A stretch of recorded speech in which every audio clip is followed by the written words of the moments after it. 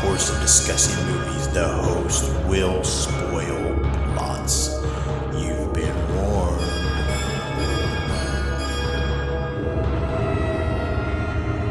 Listen to their screams.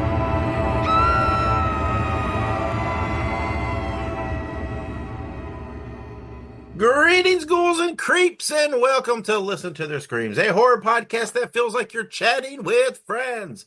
I'm one of your friends, Dave. We're joined as always by our other friend, Ike. Ike, how are you? Hey, I'm doing pretty good. Last week we had snow. This week it's 70 degrees. I don't know what's going on, man, but I don't want any more snow. That's all I know. Me neither. We had some snow here, but it is long gone, and I am so glad. And it's back to normal weather here, and Yes. nice and wet now because of all the meltdown. But that's okay. I don't care. Yeah, we have a So shit ton of leaves. It's weird, but we're not a weather podcast or a botany podcast for that matter. yeah, well, you never know where this is going to take you. That's true. And today, it'll definitely take us to a review of Round the Decay. This is an advanced spoiler-free review, as the movie is not yet out as of this recording, and actually as of the release. But we will get to all of that later on. But before we get there, Ike, did you watch anything else this week? Well, watched a couple things. I'm still working through my watch through of Dexter. It's a really good show for anybody who's ever thought about watching Dexter, but they're like hesitant. It's extremely good. And not to mention, it's a hell of a watch. It's 8 seasons long. Each episode's about an hour, about 12 episodes per season. Actually, I think it's exactly 12 episodes per season, which I like. I like uniformity. And then, in addition to that, they also have a show called like Dexter. Well, there's the Dexter Origins or whatever the hell it is, where it's like his origin story, and then they have Dexter New Beginnings or something like that, which is a show that came out like in 2018. Well, they have another show coming out. It's crazy. It is truly mind blowing how many shows they have.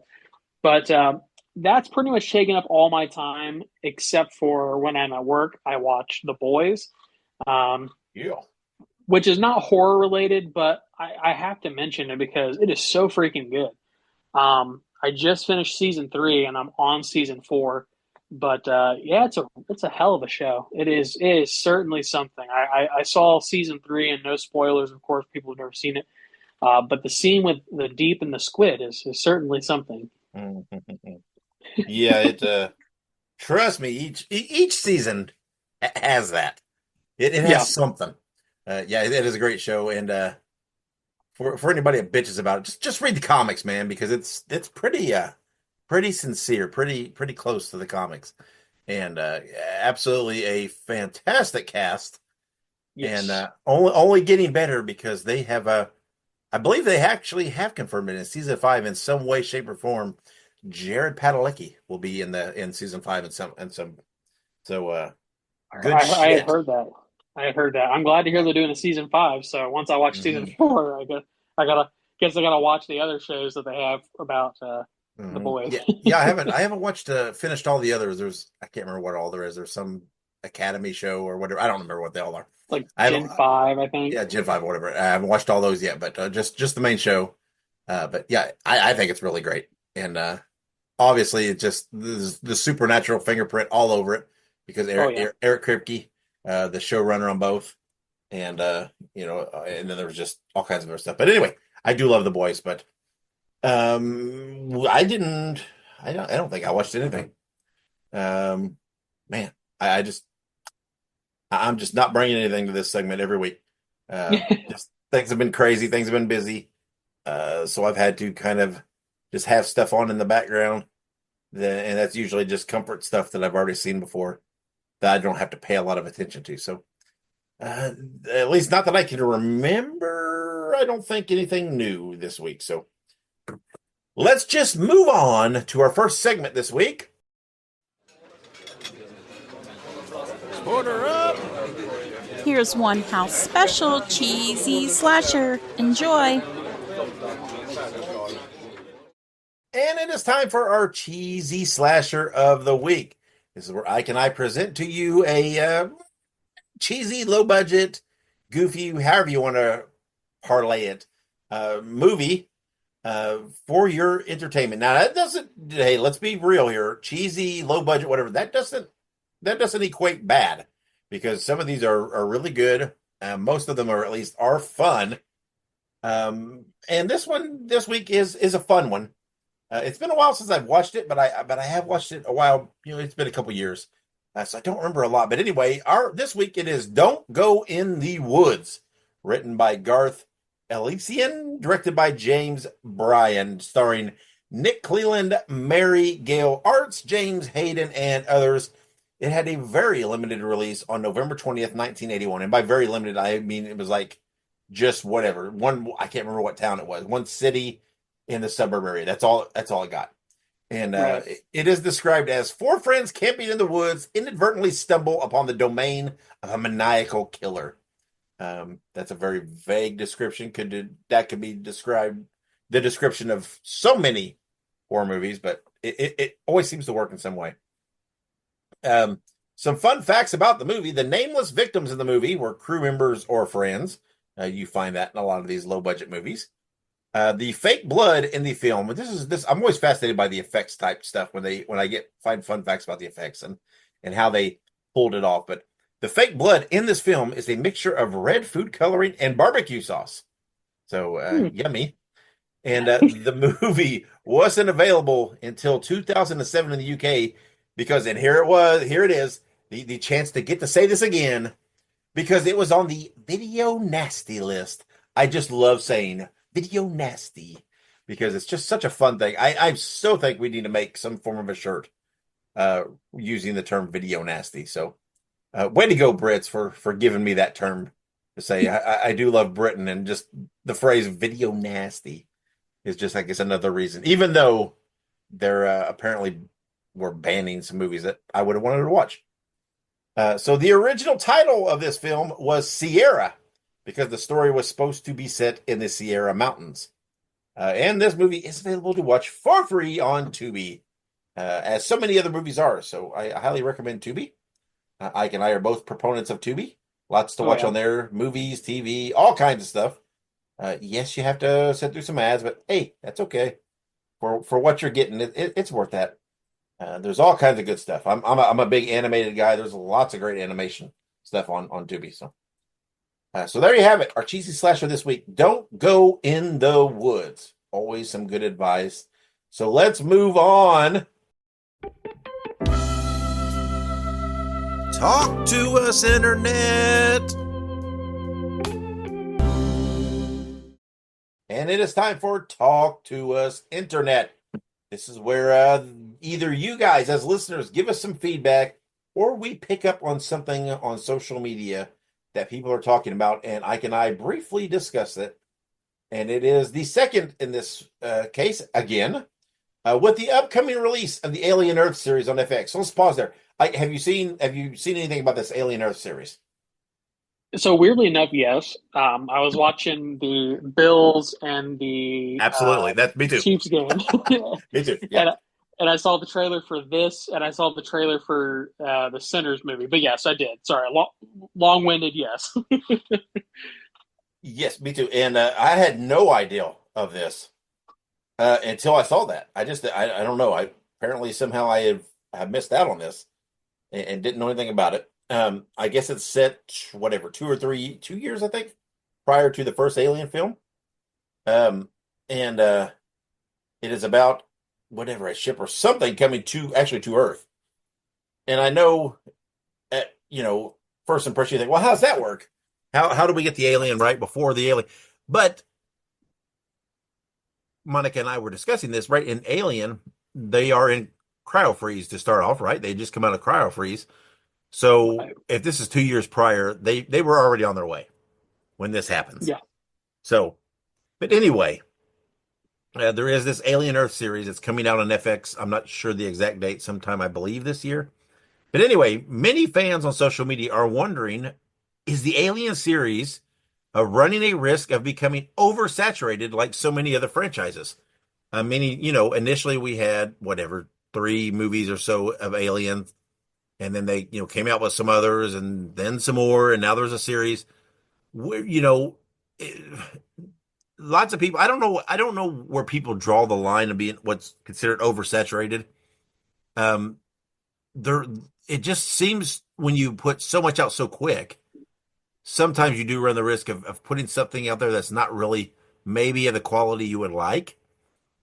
And I don't know. I don't know if Alien is doing that so far. Everything I've seen recently, I've enjoyed. I think they're still putting out some quality stuff, and this series looks pretty good. Um, but I do think you do have to. I don't know. I'm of a split mind to this, right? There is a fine line between being careful to not just put content out there just because, right?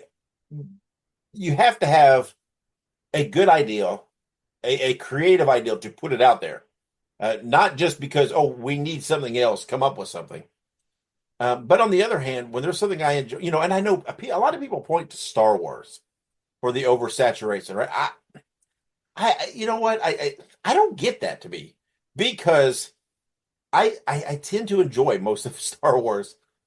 Um, do I ever think that most of it will hold a candle to the original trilogy? No, but I still enjoy it, and I'm thankful to have it. So oversaturation is a weird thing for me. And I don't. I guess it's odd because I do understand the concept and you have to be careful. But I am also of that guy that when I like something, man, I just want to see more. And it's rough, I guess, to cross that line for me. So, what do you think? What's your opinion of oversaturation in a franchise? To me, it's like this. Oftentimes, when people talk about something oversaturating a market or oversaturating this, it very rarely has anything due to the quality or the nature of the series. It's generally because people, I feel like, have this like ingrained belief that too much is a bad thing. And in some cases, I guess that could be the case. But specifically with Alien, I feel like after the last Alien movie, they've actually taken like a step back and they're doing a little bit of introspection on how they've done prior movies, and I feel like they're actually trying to do better, right? So like where the whole concept of oversaturation and making too many movies about a subject could be a valid criticism in some cases. In this case, I do think it's misplaced because I think that hey, they're actually trying to make original, thought out content. They're not just making sequels. They're not just doing this. They're actually making a long form version of the Alien series, which has not been done yet. And I think that it needs to be done. Dave and I talked about a lot. Hey, long form content. Series formats. We need horror to sort of broach into this category and really rock and roll because that's the next step. And then you can make more movies if you want to. But series are really popular right now, so I don't know. I feel like they're actually listening to fans. I feel like I've heard them saying for years, I would rather have a series about Alien versus all these movies. I want more thought out content, this, that, and the other. So I don't know. I think it's a good move. As a general rule, I do think that oversaturation of certain genres and certain things is a very real problem. I do agree that, like with Star Wars, for instance, I think that you can make as much Star Wars content as you want. I'll probably watch it. Like I like the Acolyte a lot, and like everybody and their mother seems to hate the Acolyte, and I'm just like, I don't see how you could hate this series. It was legitimately made with love. It feels authentic, but I think people just want to hate on it because it's the whole like the wokeness and this, that, and the other bullshit that people like to pull out. But I'm not going to get into that right now. But the point, I guess, long story short, point here, I don't think that this is a symptom of oversaturation. I think this is a symptom of, hey, we are going to avert course. We're actually going to think about what we're doing because Alien Romulus was fucking money. All right. That was a beautiful movie. That was what we needed from an Alien movie. And I think Alien Earth will actually put some pieces into perspective of maybe what happened before the Alien movies and what happened during this time that we don't see, and so I think it's going to be good. but that's just one man's opinion. Yeah, and again, I people always point to Star Wars. To me, a Star Wars is a big exception because it's such a vast universe that It you can. is. There's so much you can do, right? There's so many. They've always picked out minor characters and built and expanded upon them, and I always think that's cool, and I have no issues with that. So while a lot of people point to Star Wars as, oh, there's just too much Star Wars, yeah, come on. What? And to me, a lot of people that cry out over saturation are people that let's be frank, right? I'm real, right? Is anything going to probably ever touch Alien and Aliens? No, probably not. Will anything in Star Wars probably ever touch the first trilogy? Probably not. But that's not a bad thing, right? That doesn't mean anything.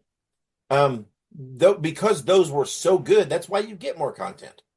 And that's where you set the bar high, and that's what enables you to have that power to create more content. But don't compare it to that because it's not going to happen. I mean, we've talked about this many times, right? With that Aliens is just an outstanding, almost damn near perfect movie in my eyes. It's such a good movie. I love the first one, but the second was just wow, just whatever.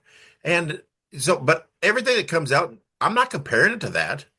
I'm just, it's like, is it building upon that? Is it adding more to it? Is it, being respectful of that? That's all I care, right? As long as they're not completely laughing at that and they're being respectful, why not? I mean, again, I understand the concept of oversaturation. I think it's overused. I think it's sometimes used as a tool for those people that try to gatekeep, and it just boggles my mind.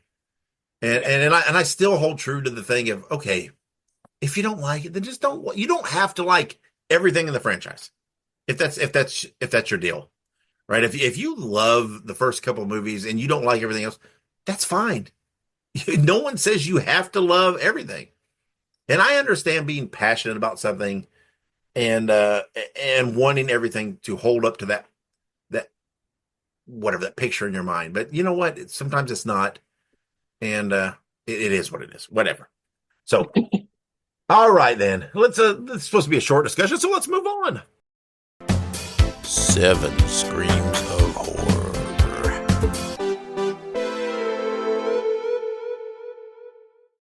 In this episode, we're doing 7 Degrees of Screams. This is very similar to the whatever it's called, 7 Degrees, 6 Degrees, whatever it is of Kevin Bacon, where we are given 2 actors or actresses, and we are given these by Kayla, and we are to connect them via movies and other actors and actresses. Um, I always struggle with this, like, so correct me if I'm wrong, right? We get a point. There's a point for each level between the connections. Right. Okay. Hold on here. I always remember it's 2 points per connection, but it's 1 point if you connect by horror, right? And then whoever connected with the least amount of points wins, or is essentially Right. No, you are correct. okay.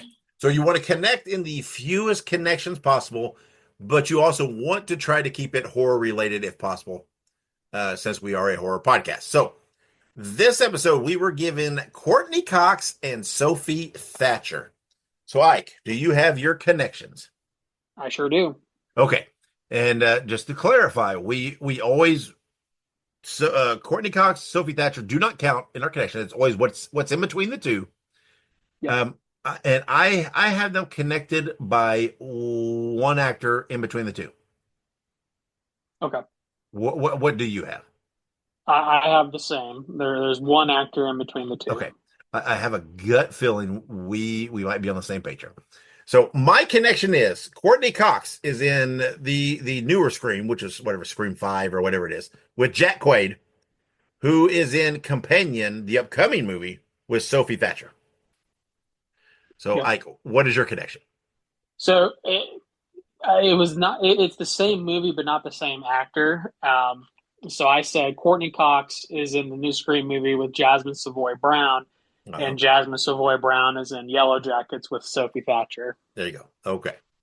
So there you go. 2 ways to get about it. and we both did it with one connection. And since it's Companion and Yellow Jackets, both horror adjacent, at least at the very least, we are calling this a draw. We Yes. both nailed it. I know we don't really keep score on this. We don't really keep track of this, but it is what it is. This is a wash.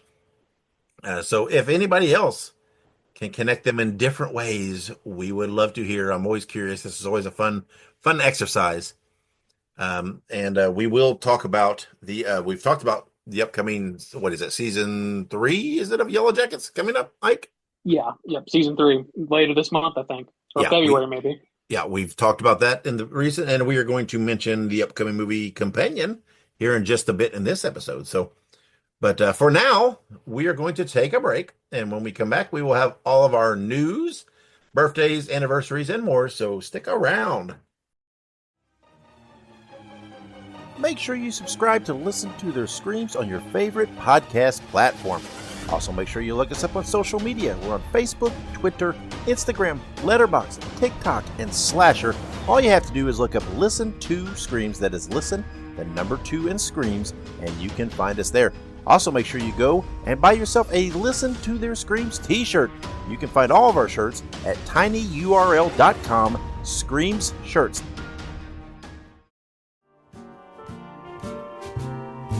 Spread the news. Spread the news. Spread the news. And welcome back with the news. All right. So, first little bit of news here. Well, first of all, I gotta mention, Dave. You said you watched the Bills and the Chiefs game. Mm-hmm. I gotta say, I know we're not a sports podcast, but I just have to say it. I'm sad that the Bills lost. I think that there were some very bad calls in that game. That's my first little bit of news I need to spread. No, see, I disagree. Don't What? don't be one of those. The Chiefs win because of the calls thing. Well, that's not true. No, I think that there was a singular bad call that really, I think, to be fair, I think it was one singular bad call that really changed the momentum of the game, in my opinion. Now, whether or not they would have actually beaten the Chiefs is a whole matter of discussion. But there was one very, I think, poor call that I think should have been done otherwise. But that's just my opinion. Well, again, we're not a sports podcast. No, but if it's the call I'm thinking. But remember, the rules do read that it is the burden to prove otherwise in the rules. So I think the call based on the rules was too close to call. I don't know, whatever. But I'm very happy. Are you talking about where they were trying to get the first down? Or are you talking about the the 4th and 1? Oh no, I thought that one was what it is. Like you said, that's really hard to prove or disprove. I think there was that catch where they both caught it, but I don't think either of them had control of the ball, so I think it should have been incomplete, my opinion. But I disagree. But that's okay. I'm happy the Chiefs were on, but I'm also very happy that the Eagles won. I like the Eagles. So see, it's weird because I'm just not getting into football. Like I used to watch it like when I was younger. I watched it with you guys, and we'd watch the Super Bowls and stuff. But like I never really sat down and watched it. But did you know? Again, we're not a sports podcast, so I'll keep this short. But did you know that nowadays they have to tell the other team if they're going to try an onside kick? Yeah. There's things like that. There's lots of protocols in sports today to both for health and safety and also for time restraints and things. So it's weird, but yeah. But like I said, not a sports podcast. But I'm getting back into football because I've been enjoying it. I'm just like some of this stuff confuses me. So yeah, it's hard to keep up on the rules within sports because they're always changing. That's very true. But for all the purists that complain about that, it's always been that way. The rules have always changed and evolved. So what? Back in my day, if you had a concussion, you just I get tired of hearing that shit. Well, they're ruining the integrity of the game. Really? Because they've always changed the rules. I mean, come on, it's always happened as things have grown and developed. And don't give me that. I don't buy that shit. Quit. Just whatever. Just go around. Get back to the news here. Here we go. I had to bring it up. All right. Moving back on to horror-related news, our first little bit of interesting news, which, first of all, I read this and I had to do a double take. I was like, what? Patrick Wilson is producing The Lost Boys, a new musical, and it is coming to Broadway in spring 2026 at the Palace Theater. This is interesting. If I remember correctly, The Lost Boys was a musical before, wasn't it? Or is that a different? No, I don't think so. I could be wrong, but I don't know. So this is a brand new But production then. it is. It is completely new development.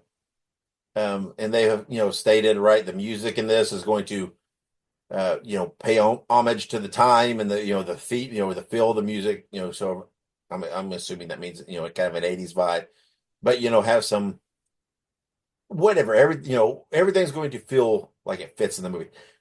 So I'm very excited about this. Everybody knows I love the Lost Boys. Uh, um, I'm not a big musical person, but this is the kind of thing that would make me want to go to Broadway, go to New York and watch this thing because this is super exciting, and it just sounds amazing. Very good. Yeah, I'll definitely have to check it out. I do like the occasional musical. It really depends on the content of the musical. Yeah, I me don't too, like me too. But I'm not like one of those blanket as a whole. It's very selective. But this right, is definitely one that, yeah, would definitely I would be super excited about. right. Very cool. So we'll let you guys know anything else we hear about that. But spring 2026, it's coming. So moving on to Barbarian director Zach Krieger is attached to write and direct a new Resident Evil movie. Studios are currently bidding for the rights to this movie. Um, you know, I have some opinions about this. Um, I am excited that Zach Krieger is attached to the project, but from what I'm hearing, this is basically going to be a start from scratch, ground Yes. roots process. It's not going to be related to the Welcome to Raccoon City film, which is what I have some opinions on. Me personally, I was really hoping because Welcome to Raccoon City performed okay in theaters. Now, to be fair, it was during COVID, it was 2021. Um, and the movie performed pretty well on streaming. So I kind of thought that, hey, it performed well on streaming. Maybe they will go ahead and, they'll actually go for a second film. And that was kind of the thought process for a while. But here we are 4 years later, and obviously nothing's come of it. So, I kind of wish that they would have stuck with that because I liked some of the castings, but I do trust this new creator to take the source material and make his own version. It's just going to be whether or not it's going to be the same as what we had before. And this is not, of course, talking about any of the was it Wes Anderson films. So, um, you know, nothing against him. It's just those are a little bit different than like true like source material movies. They're good, but you know, they're not super close to its roots, if that makes sense. Yeah, I mean, I don't have a lot of skin in this game, um, but it is weird because like I feel like Resident Evil just gets rebooted all the time. It just feels like I don't know, they make some and then they start over and make something. I don't know, it's weird, but I mean, obviously he's a name, and and all the talk of the bidding or whatever, they're describing it as a bidding war, meaning that all the studio or several of the studios at least are really wanting this. So that's a good thing.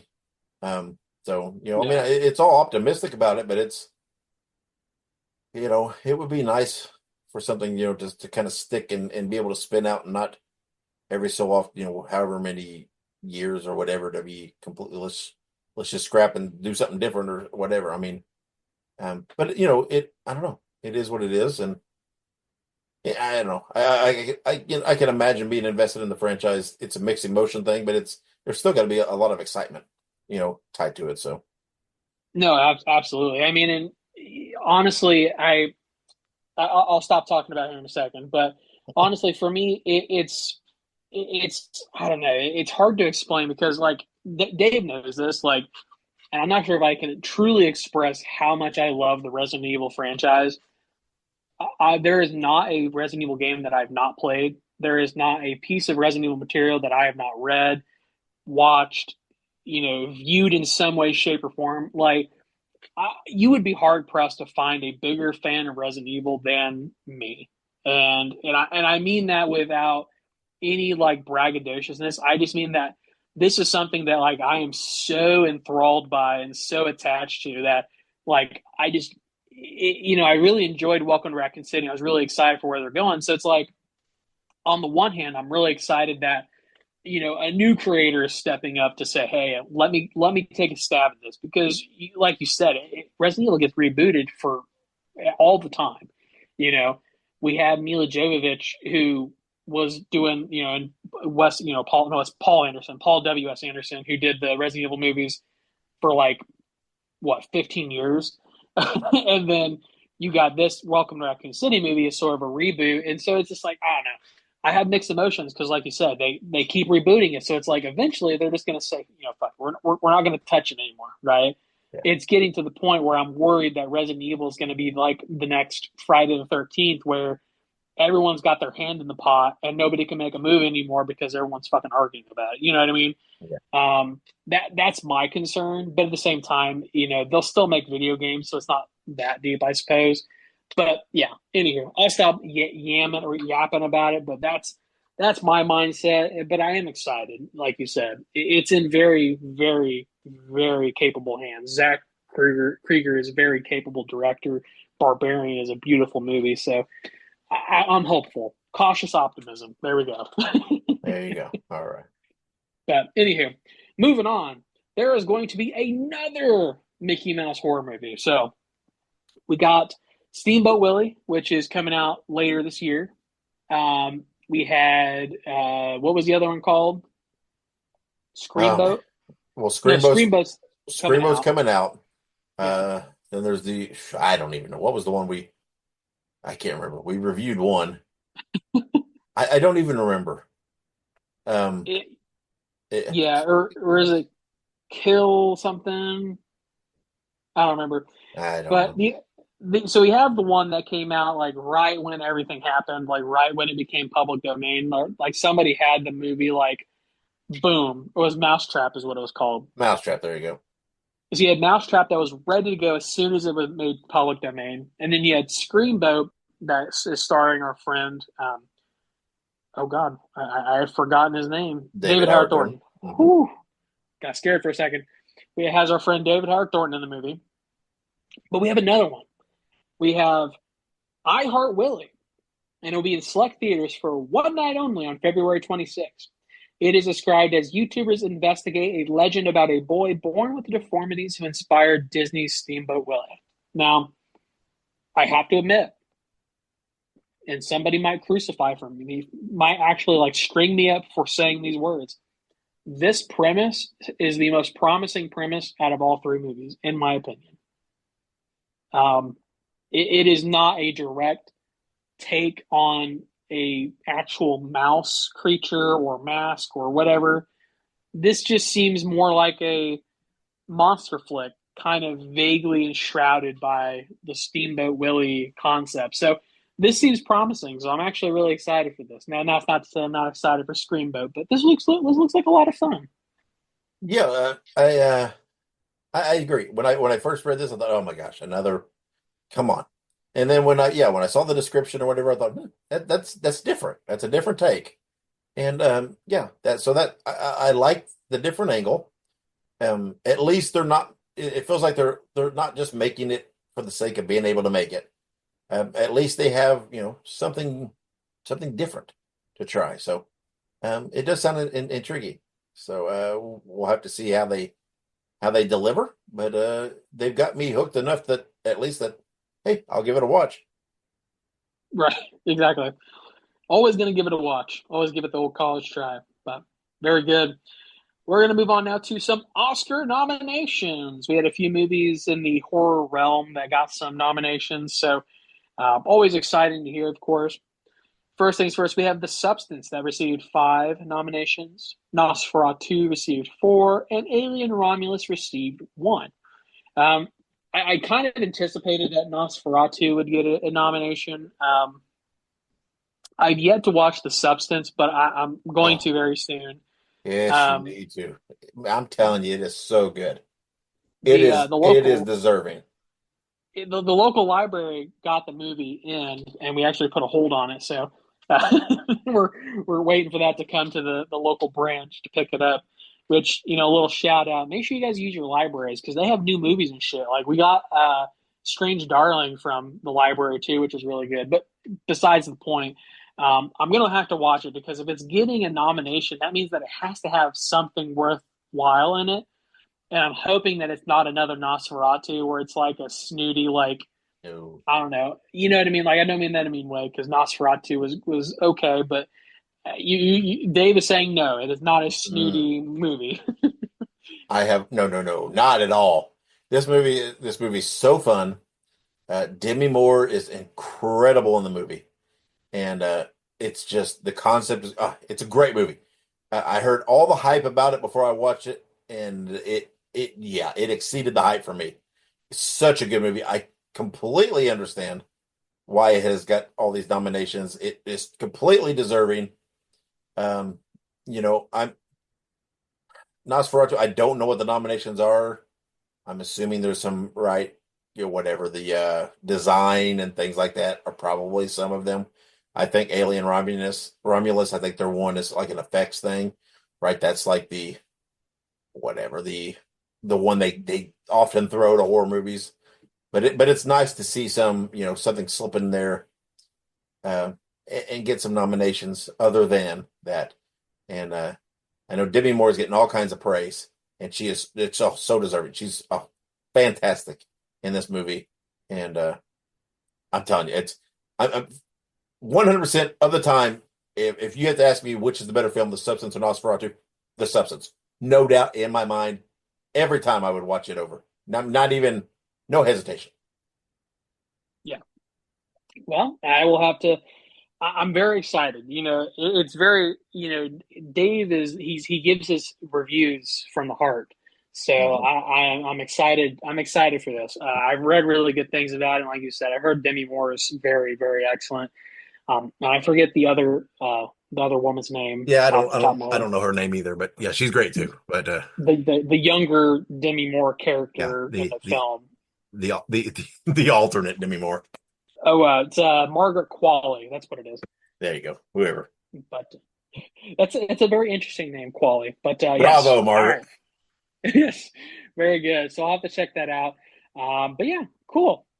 Well, we're going to move on from our Oscar nominations, but we'll probably follow back up on that because most likely, whenever the Oscars happen, I don't know when they happen, we'll probably know if they won any awards. So we'll probably report on that as well. I have good feelings about Demi Moore. I'm telling you. He's got a feeling. All right. Very good. So then we're going to go ahead and move on to, after having some trouble initially getting released, the Toxic Avenger reboot will finally release later this year. The movie is unrated and it stars Peter Dinklage, Elijah Wood, and Kevin Bacon. It is described as a horrible toxic accident transforms downtrodden janitor Winston Goose, it's a hell of a name, into a new evolution of hero, the Toxic Avenger. Now, this is a remake, of course. We already mentioned that. It's a reboot. This has been stuck in developmental hell for probably well over a year and a half because we've been talking about this movie for a while. It'll pop up occasionally that it might be getting released, but we've been kind of waiting on this for a while, I feel like. So it's finally getting released, which is exciting. Yeah, it was deemed too gory and too graphic to get released at one point. So. And then Cinescape has swooped in, got the rights, whatever else. Of course, Cinescape and all those have a hand with the Terrifier movies and whatever else. Big proponents of unrated horror, which this is definitely an unrated film. I'm super excited. The original Toxic Avenger is a fun movie that I always loved watching. I'm excited to see a reboot and a modern take on it. And then come on, Peter Dinklage, Elijah Wood, Kevin Bacon, come on. That those three alone in a movie, that's going to be fun, and so I can't wait to see it. Yeah, absolutely. And basically named Toxic Avenger. I wonder if this is going to have any melt effects to it. So. Oh yeah, of course it will. This might make our list of favorite melt movies. We'll have to see. Very cool. All right. Now we're going to move on to some upcoming birthdays. February 3rd, 1970, the legend Warwick Davis, of course, known for his role as the Leprechaun in the movie The Leprechaun. Of course, he's also known for Willow, Return of the Jedi, and many, many, many other films. Warwick Davis he's got quite a bit of a pretty good repertoire. I feel like he's a little bit of all over the place, but I mean he does quite a bit of stuff, and it's really exciting, honestly. Yeah, I mean, he does. I mean, like I said, played, he's in Return of the Jedi, played an Ewok, was in Willow, which, I loved Willow as a kid. But, he's done a lot. He's been in some other Star Wars movies too. But he's just, he pops up all over the place and all over the, he's in all kinds of different movies. And yeah, he's a great actor and fills those roles. And yeah, it's pretty cool. But I mean, come on, come on, he's a Leprechaun, right? Yeah. I don't know how many of them he was in, but he was in the first, which is the only one that really matters. So, so yeah, he was in a good number of them. I think he was in all of them except for the remake where it was Hornswoggle that played him, and then the newest movie, which was like a straight to streaming movie. It wasn't him. They tried to act like him, but they couldn't. They couldn't match good old Warwick. He cannot be imitated. That's for sure. No. But all right, moving on to February 4th. So a day later and 30 years earlier, we have George Romero, the creator of Night of the Living Dead, Dawn of the Dead, and many, many more. Speaking of Resident Evil, there's a documentary out that I've yet to watch, but I hear it's actually really entertaining about George A. Romero's take on Resident Evil. He was originally set to make the movie prior to it, going to Paul W.S. Anderson for his version. And that's one of my biggest what ifs. Like, what if he had made his movie? I feel like that would have been really entertaining. But obviously, George A. Romero is a legend. He's done so much, and I mean, truly, I think that he has set the foundation. He was one of the most pivotal moments or pivotal people for not only the horror genre but the zombie genre, especially, in my opinion. Well, yeah, he's pretty much more or less. I mean, the guy that pretty much created zombies. I mean, he is. Yeah. I know there's been different things, or whatever, but he's, for what we know as zombies, that's Romero. That's all him, and everything else is just a take on his. So, and I don't know, he deserves all the props. That's right. Awesome. So we're going to move on to some movie anniversaries. We have February 3rd, 2023, Knock at the Cabin. Knock at the Cabin was one of my favorite movies that came out of 2023. Dave Bautista did a honestly stellar job of acting in that movie. I mean, all of them did a fantastic job, but Dave Bautista really showed his chops in that movie. I don't care who you are. And it's an M. Night Shyamalan movie, and it's also a book. It's not called Knock at the Cabin. Oh God! But anywho, fantastic movie. It's just I need to rewatch it. I've not rewatched it since it came out. Unfortunately. Yeah, I mean, and again, we have a review in the archives, and I'm pretty sure, just off the top of my head, I'm pretty sure I made our top 5 movies for whatever year that was, 20, I guess 24. I don't know. Yeah, I believe so. Yeah, I think it did. But I remember what I was going to say. The book is called The Cabin at the End of the World, and it's by a guy named Paul Tremblay. And Paul Tremblay, he made a book called A Head Full of Ghosts that's actually getting a movie. It's like a possession type book. So that's coming out in probably next year, I think. And he also has another book that I just got today from the library called Horror Movie. It's about a haunted VHS tape. So Paul Tremblay made all this possible. But anywho, Knock at the Cabin, superb movie. And we're going to move on to February 4th, 1983, Videodrome. And I have not seen Videodrome, so I cannot comment on Videodrome's amazingness. But Dave can. Yeah, it's a pretty good movie. It a little cheesy, whatever, but it's fun. I don't know if I'm amazing. I don't know. That might be a little strong, but it's a fun watch. I remember we've talked about it before, and it's on one of the streaming services like either Shudder or Screambox. I'm pretty sure, um, but I know it has James Woods in it. I know we've talked about that, Mhm. but yeah, I don't know anything about it, so I'll have to check it out sometime. Like you said, perhaps not the best movie, but it might be fun to watch. Yeah, it's worth a watch. It's definitely it is it's important to horror, so it's worth watching. Gotcha. Very cool. And then our last anniversary this week is February 4th, 2000. We have Scream 3. Scream 3 is, it is often overlooked as a Scream movie. And I think in comparison to like all of the other movies, it's perhaps not as well enjoyed or liked. But I know that Dave and I have talked, it's a very good movie. It's just not the favorite of the franchise. Yeah, which see, refresh my memory. Scream 3 is what? Is that the one with where they're making the it's her stab movie? it's her brother. Yeah, okay. Yes, and he's the director of the Yeah. newest Stab movie. Yeah, I like it. It's fun. I think again, is it as good as the first? No, but it's fun. Right? I think all the movies are fun for the most part. They all have their things and quit comparing it that it has to, live up to the first. Just enjoy it for what it is. Yeah, no, absolutely, and that's what I always say is, you kind of have to watch all these movies as sort of their own thing, and then you just kind of say, yeah, it has a storyline that happens during it, but they're all their own movies, so you got to appreciate it for what it is. Yeah. But very good. That is all of our anniversary. So we're coming up on some releases, starting out with Companion. We talked about this a little bit earlier, but Companion stars Sophie Thatcher and Jack Quaid, coming to theaters January 31st. It is described as a billionaire's death sets off a chain of events for Iris and her friends during a weekend trip to his lakeside estate. I saw some trailers for this early on, and I had no clue what it was about. It looked good, but it was very weird.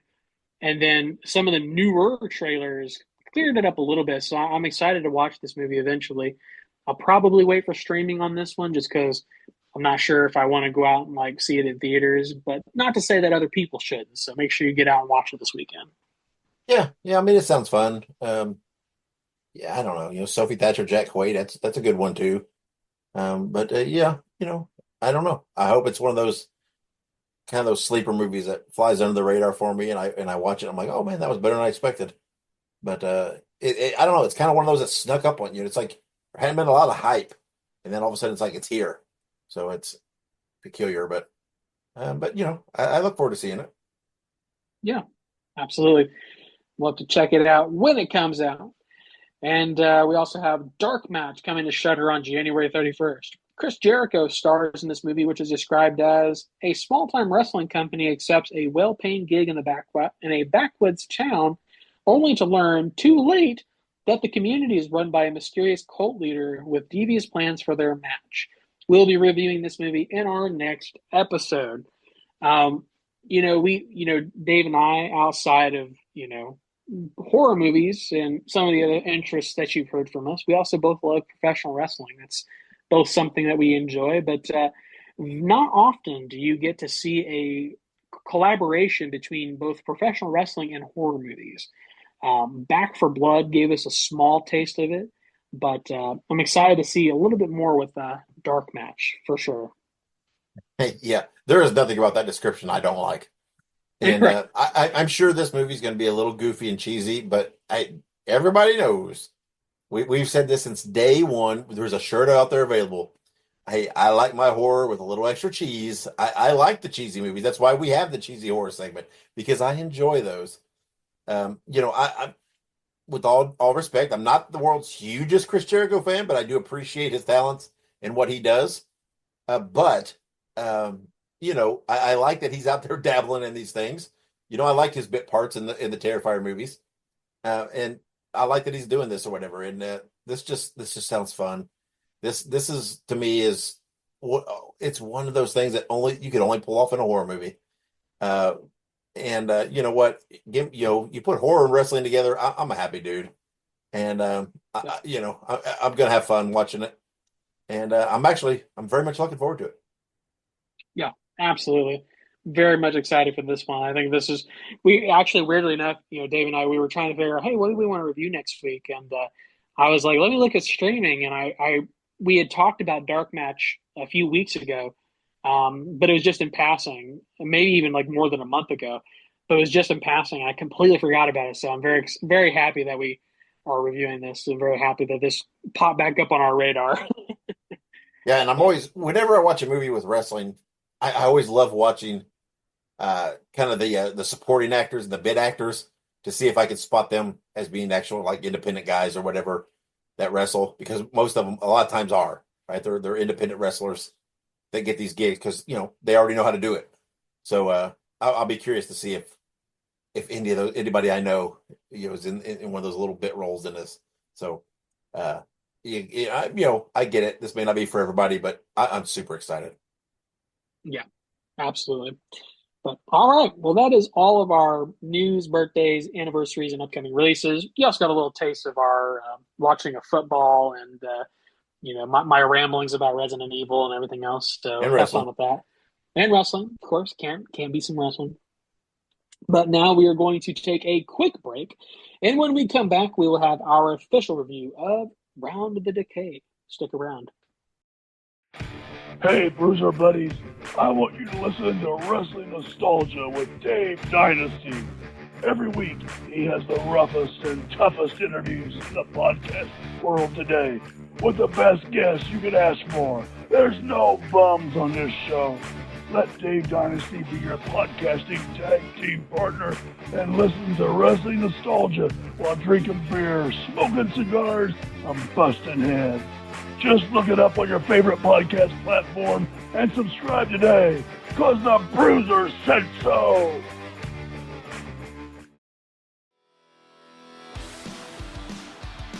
Hey ho, everybody.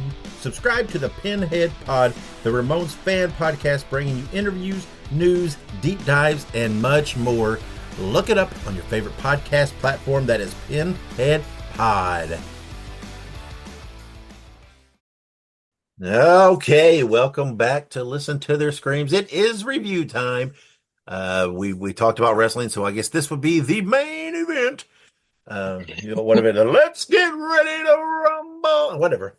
Anyway, and we are reviewing Round the Decay. It is written and directed by Adam Newman, starring Victoria Mirror, Damian Maffei, Sienna Hubert Ross, Carrie Hyde, and others. The movie is described as a young woman returns to the site of her broken engagement, Newport's Valley, a sleepy tourist town with an all-consuming secret.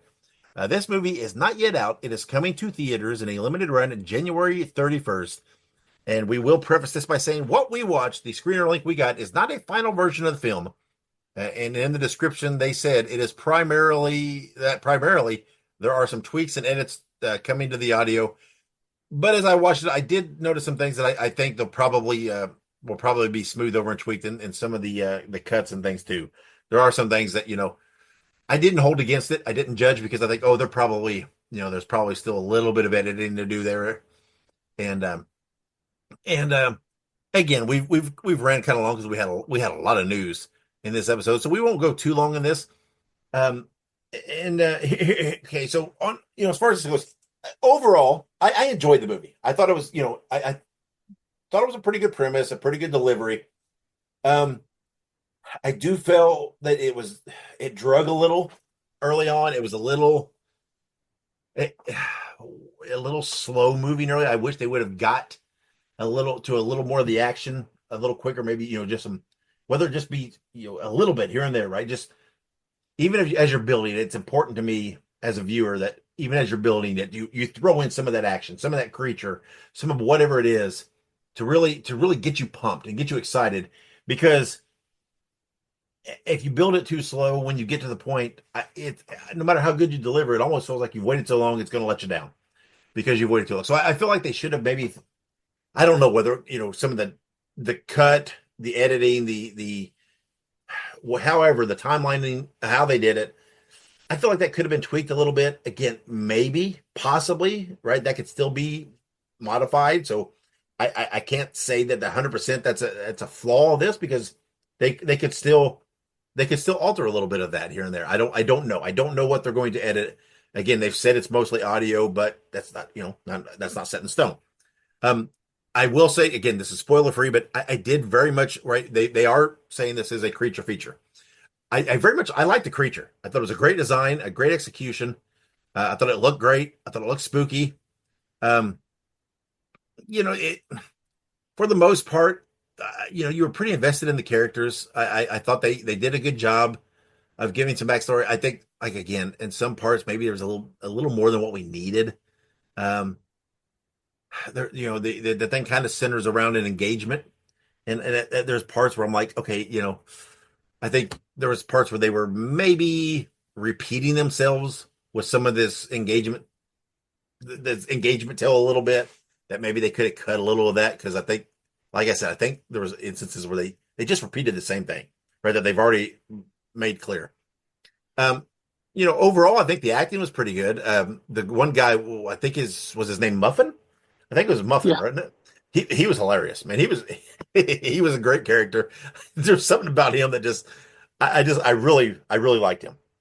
And and the guy that owned, I can't remember his name, but the guy that owned the hotel or the inn in it, I liked him as a character. Um, it was one of those movies where you kind of knew where it was going. You knew what was, but that's okay.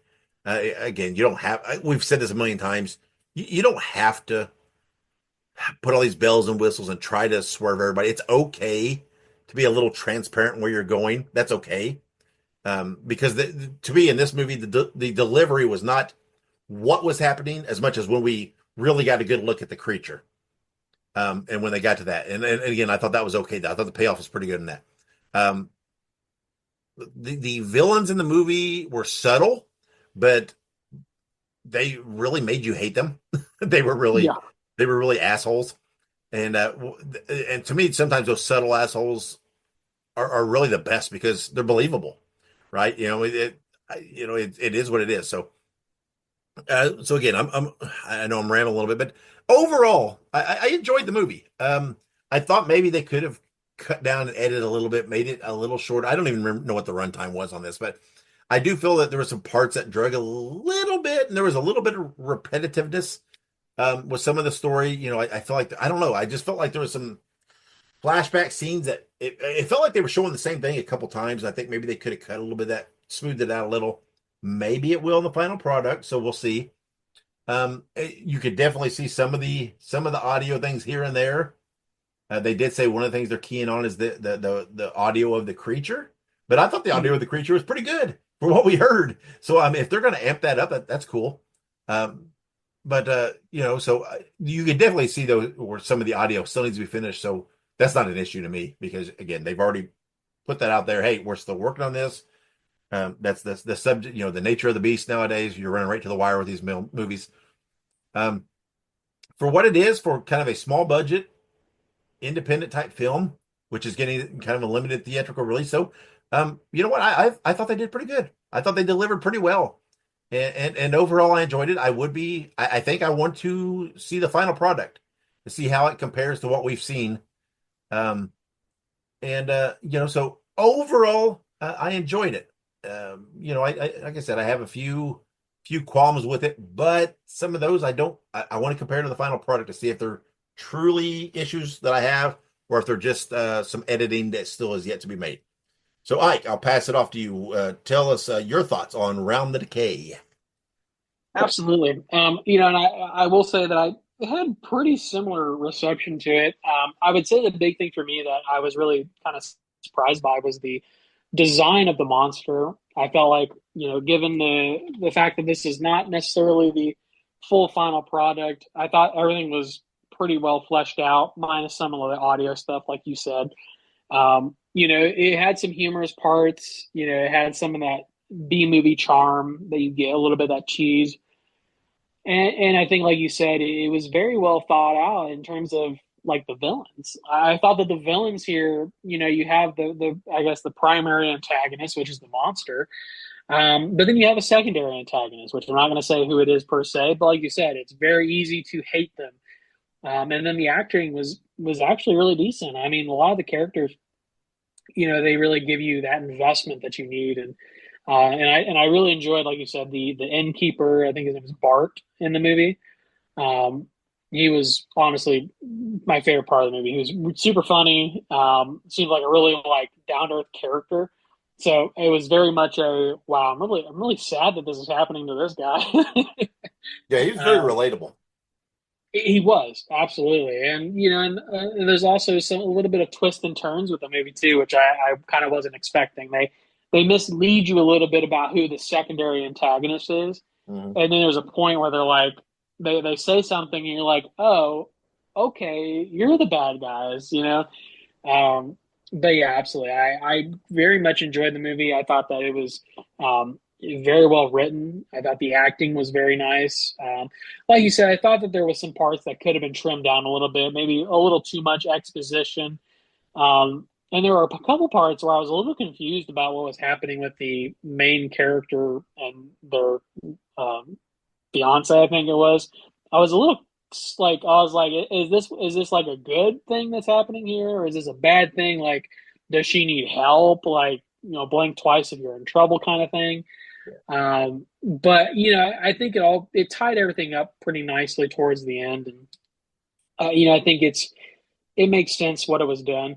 And I think that this movie really it keeps itself open for maybe like a sequel, or maybe some exploration into the character Monroe, who has some experience with the potential creature in this creature feature.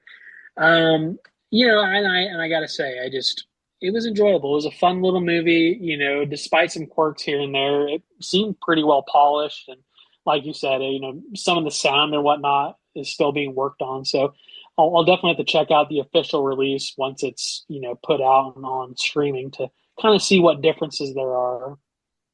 Yeah, and one thing, I just make a couple quick points here.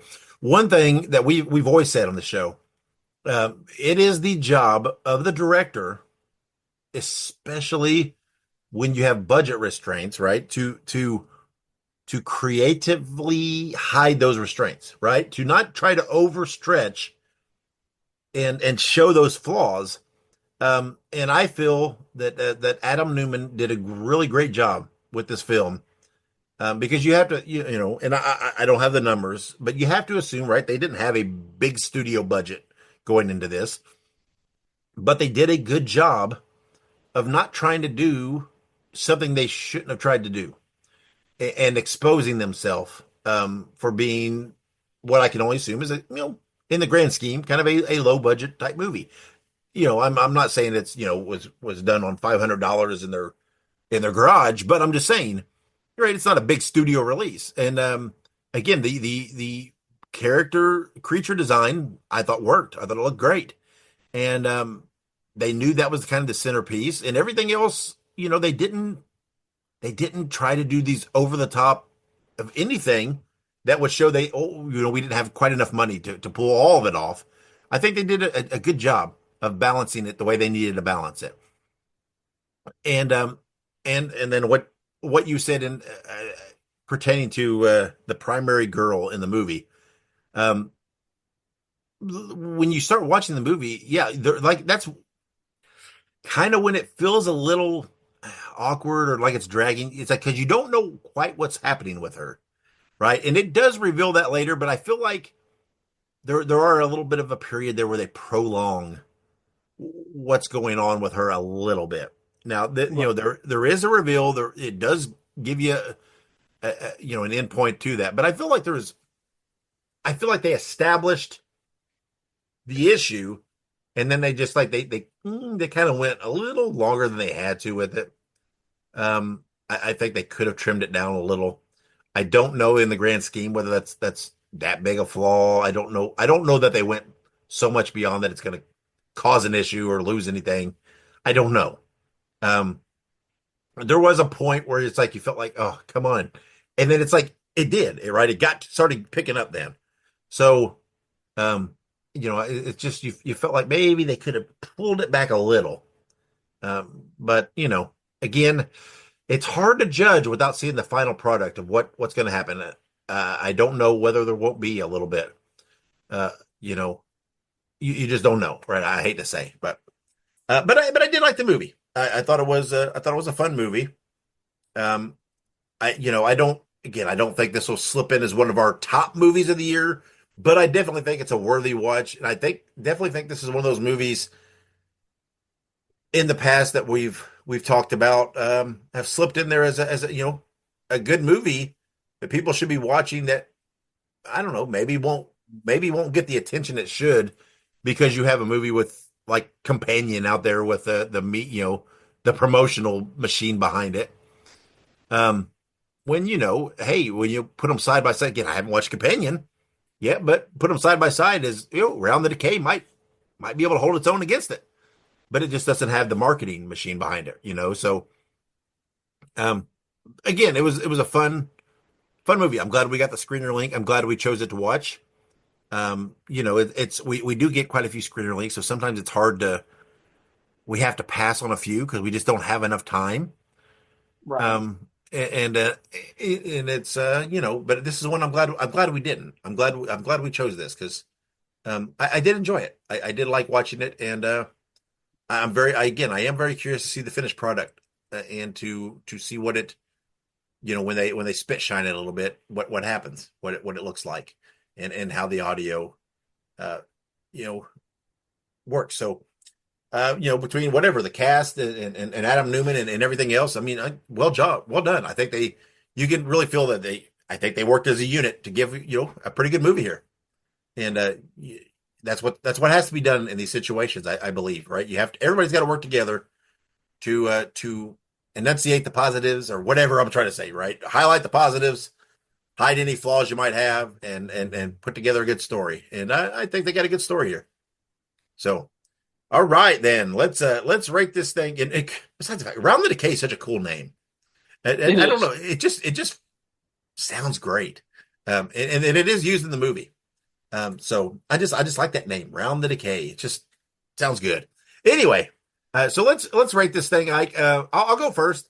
Again, it's a fun movie, good movie. I'm not gonna say, no offense to anybody, I'm not gonna say this is broken any mold or done anything genre changing, but that's not a bad thing. But so I think I'm just going to give it kind of that middle of the road, a 3 out of 5. And again, for perspective, anybody that is listening, or if anybody from the movie happens to be checking this out for the sake of hearing what we do, a 3 out of 5 is a good thing for us because that means we really enjoyed the movie. We don't really have a lot of complaints per se about it. But again, to exceed a 3, I at least in my eyes, I feel like you kind of have to either break a mold or really overachieve. And I just with no offense intended, I don't feel like Round the Decay did that per se, but it is just it's a solid fun movie. So I definitely think it's a 3, right? I think it's got a lot of rewatch value.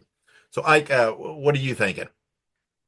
No, I kind of have to just, agree. You kind of put it into the best words that for us, a 3 is perfectly middle of the road, and that's not a bad thing. You know what I mean? It's just, hey, this is what we generally like. This is what we generally enjoy. So it's not necessarily that, hey, we didn't like this per se. It's just that, maybe this isn't the best movie on earth. It's just, hey, this is what it is. But yeah, I 100%. 3 out of 5 is where I would give this to because, like you said, we don't have a whole lot of notes for the movie, but at the same time, it's not a movie that completely blew our minds. Hmm. It was very enjoyable, but hey, not every movie is going to be a masterpiece, and No. that's perfectly fine. Yeah, that again, I pretty much go into every movie with the mindset of, hey, this is going to be a 3 out of 5, and I let the movie sway me one way or the other. Right?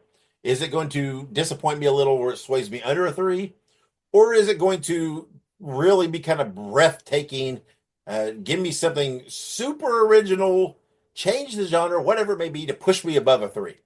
If it doesn't really achieve those, I'm kind of sticking with a 3, right? That's just where I am. And again, that is in no way, any form of a negative to No, this movie. Trust me, um, lots of much bigger budget, bigger studio releases have not gotten threes with us. That it is what it is. So, um, and hey, we're giving this movie a 3 out of 5 without seeing the absolute 100% finished product. So Exactly. I think that's worth noting as well.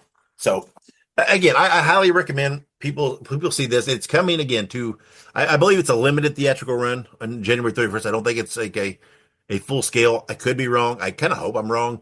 But anyway, if you're able to see this movie in theaters, beginning on January 31st, I highly advise you go give it a watch. And if you're not able, I'm sure it's going to pop up somewhere on a streaming platform soon after. I have no doubts in my mind, of course, that it will. So wherever it hits, I highly recommend people get it on video demand if it hits video demand. I think this is a worthy purchase or a rental. So at your first available juncture, I advise people give it a watch because I did enjoy it. Hats off Adam Newman and crew and cast. Well done. And you know what? I may, I may even see if I can reach out and make some contact with Adam and see if we can. We haven't done an interview in a while, and Yeah. I think it's time we get a few more. Maybe Adam.